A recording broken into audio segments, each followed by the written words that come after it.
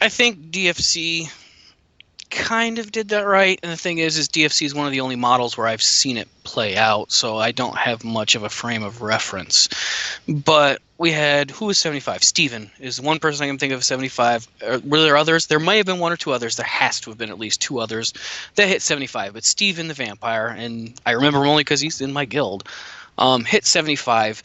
And I think that they made that slope, that climb to 75, so fucking high that it still gave you something to do when you were bored and wanted to just play the game and relax. You went into level, but realistically, you were not going to hit that cap. And I like that. I think it kind of worked, but some forethought for more development might be nice. Even if it is just because what did they start doing? Well, that was realm rank wise. They started giving you statues, right? And they started doing other things. The others were Nyx. Yeah, Nyx, you're right. Nyx was 75 as well. So I liked that there was a huge curve, but you could still kind of contribute to it. It felt like a huge uphill climb. To older players like me who are used to a grind, not this follow this quest path and follow this quest path. I'm known for just let me kill some mobs. That's all I want to do. I don't want quests. I'm a very arcane gamer. I'm also probably not right in this respect, but being able to just go grind mobs felt like I was progressing my character. So I think it had it kind of right, but I haven't seen other games come up against that wall yet. So. Right. Yeah, it's interesting. So you did mention before that towards the end of the game, and we'll kind of lean in towards the subject of balance. But we'll start out with. I know you mentioned that either yourself or somebody had tried to design a class to add into evil towards the end. Can you elaborate on that a little bit? Yeah, and honestly, we were looking for bomb/crafty/ evil didn't lack that, but the demons and evil were kind of split up. There was kind of an interesting paradigm that may or may not be wrong or right.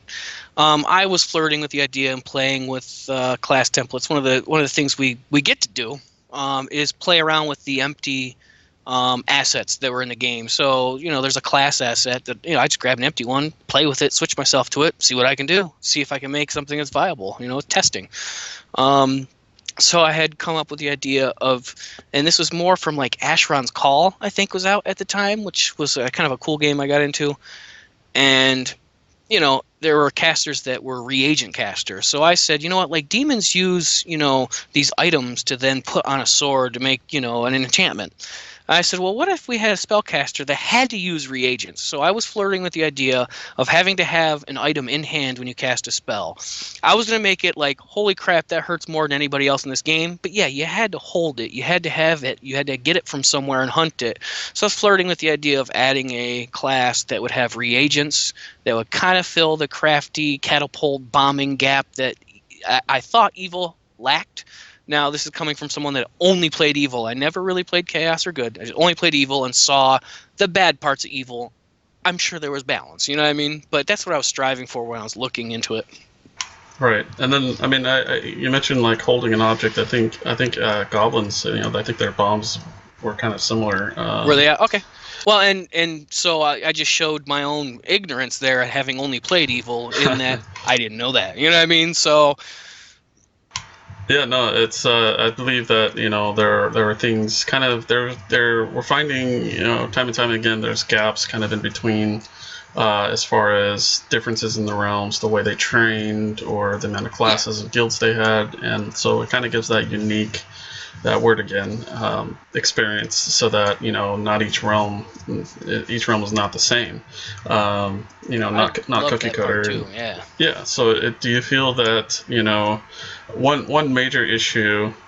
Well, let me just ask you, what did you feel were the major issues concerning balance in DFC?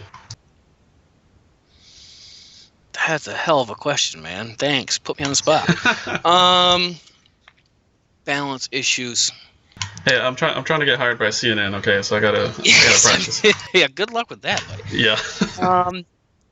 So I had, and this is trying to look back and just, again, one side point of view, just being an evil member, that I believe good, and it may have been chaos as well, that could train their armor types and train a specific weapon type. And I was like, what? I'm stuck with just thrust or slash. I can't use a hammer as a vampire. No, I didn't want to use a hammer. I mean, I didn't want to use a crushing weapon, but it would have been nice to have the option. And I'm not sure if that's unbalanced. Although I do remember Loon running around smashing people with a fucking hammer. And it's like, no other assassin could do this. No fair. You know what I mean? And this may be I was very young at the time, a slighted point of view. But as you had said, that also added to the flavor. And I wouldn't have taken that away. Looking back, never would have taken that away.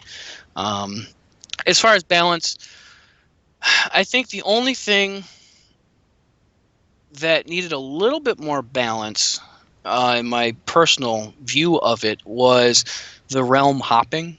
But that's me being a little bit too, I guess, altruistic to like stick with it and go. And if you die, you lose con. And I'd like to have seen, a more harsher timer for switching realms. But it's almost a mute point at this point because you can make as many accounts as you want. There are so many ways around it that it would only hurt somebody that may have wanted to really just play good that day.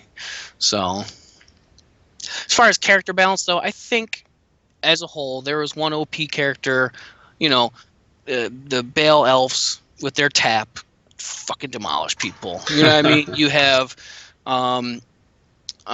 Paladins were not that bad, I guess, but you had your OP kind of characters. Skeletons were pretty OP with melee, right? I mean, we all know skeletons come in and represent, or zombies even, man. Was it Turmoil? Turmoil, I think, was the zombie. Yeah, that's one old one for sure. He was the GM for a long time, but he would do amazing things. Our whole realm would be down. Good Realm would be camping us. He'd walk into like 15 Good Realm people and start dragging corpses and run away with 15 corpses because you couldn't kill the damn zombie. That was kind of OP, but I didn't complain because it's like, dude, he walked in front of 15 people and just walked away with our corpses. You know what I mean? Like, but I think the other realms had that too. And so I think when you strive for diversity, which is what they did, you end up getting balance overall when you include more and more people. So the larger fights were more balanced because of that diversity. So. Right. And do you feel that, say, something like light versus dark, it always comes up in every conversation about balance in the old game. Do you have a specific experience with that kind of mechanic and how it used to work? And playing as a vampire, yeah, I had a huge experience with that mechanic. Got my ass beat when I was in the light. The thing is I think somewhere along my play time they had found out that light spells were a little bit better than the dark spells, but then they also started giving the healing elves. What were they called? Do you remember what the healing elves are called? My brain is shot today. You had elves. You had the you had the sins. Sins, thank you. Yeah. They gave them the better darkness spells. And that started to balance out. And they eventually gave vampires their own darkness spell. Like, hey, look, we're gonna give you darkness spell because you know what? You're kind of getting boned in stats because the vampires got really hurt by that light. I mean, 50% to 60% of your stats would just disappear, and it's like I can't drain a level 20 now, and I'm level 50. You know what I mean? Like, right. That all being said, I think they balanced the spells out eventually, and I really love that mechanic. It's a fun mechanic, not one you see many days. And so if it's like, look, it's fucking daytime in Light Realm, and they got light spells, we better go hide. Stay up on top of a cliff they have to climb up on, and it created situations where you had to use strategy. You had to think outside the box, wait for it to be dark time, then put your dark spells on, and it made this cool mechanic that I actually really appreciated. I know, during the time, sitting up on top of a climb saying, God, please go down, son, but it was fun. So I do think that it was a great mechanic, and if you can balance it well, go with it. So. Right. Yeah, and that kind of leads into strategy in general. Like, did you feel that there was a lot of strategy other than just following a leader, or what was the room for strategizing attacks and defense? So there's the group mentality, and then there's the kind of solo or small group mentality, and I think both had some great moments to strategize. The game lended itself to allowing strategy to happen, which is again another thing I love about this game. Is it's not your standard MMO where it's like, all right, this thing's gonna do this, you do this, I heal you here, you do this, okay, we won. That's not the experience with mobs and NPCs, yes, but that's not the experience you get in like real PvP RVR. And when you have a lot of people, it was good to have those clan members kind of barking out orders. And if they were followed, it oftentimes worked. But it's kind of also neat when you see the clan members who are like, yeah, like turmoil, pestilence. Why don't you take the skeletons and you guys can just hold off this ravine here, and we're gonna get 3 or 4 people just to sneak in and steal the idol and the relic idol it was called, and we'll steal the idol. And you started to see, even if people were following plan, that there'd always be that small side group of really good players or overpowered players or whatever you want to call them, adding to the strategy of like, we backdoored that temple, we got that relic or idol, and we're running and sacrifice skeletons and zombies. Sorry, you have to fucking release, but we got it home. You know what I mean? Like that kind of thing also made the game fun. So I think it lended for a lot of strategy, and I'd love to see that back in games too. And it's also a text-based game, right? Like that changes the dynamic a little bit too. So Right. Yeah, and that's like, I think a lot of people have brought up the fact that since it's a new era, people are using voice, over IP to basically communicate. Do you think that'll change things a lot? I hope to God you get this game up and running, and I can be in a room with 30 evil realmers being like, "All right, we're gonna go fuck up good. Let's do this." That would be great. But you do bring up a good point, and there were some people using IM, but they were still using technology that was still text-based. You have a technology to communicate, and the way you communicate in game being the same technology, text.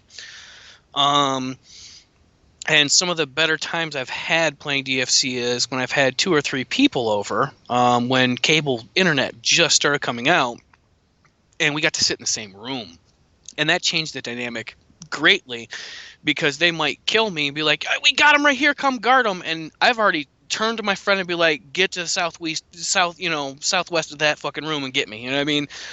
And so you will see a dynamic change. Like, this gets up and running. People will be using voice. Reactions will be faster. But I have to say I look forward to it rather than cringe about it, right? I think it will make the game feel even more immersive, more dynamic, because now you're talking real time and you already feel like you're in the game. You can see your health bar drop, you can see the scroll, you can see, I think it'll add to it.